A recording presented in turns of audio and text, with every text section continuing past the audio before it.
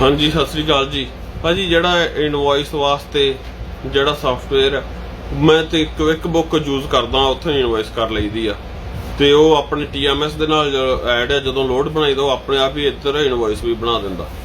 तुसीं दोवां चों एक चीज़ भी वरत सकदे हो, TMS ही वरत लो या ट्रक स्टॉप दा हैगा सब तो सस्ता मैनूं लगदा ते सिंपल जिहा ही आ।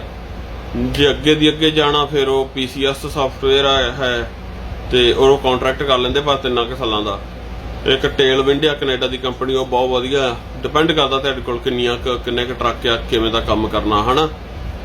ते जे कोई सिंपल ही रखना भी, क्विक बुक दे भी पैसे नहीं लाने, तुसीं एक्सेल दे विच जाओ जां ऑनलाइन ही सर्च कर लो फ्री इनवॉइस टैंपलेट, वो डाउनलोड कर लो, उहदियां कापियां बना लो, आई वारी कंपनी का नाम बदल दो, लोड का नंबर लिख दो उहदे ते, उहदे नाल इनवॉइस करी जाओ, थल्ले पैसे लिख दो किन्ने, सौखा ही।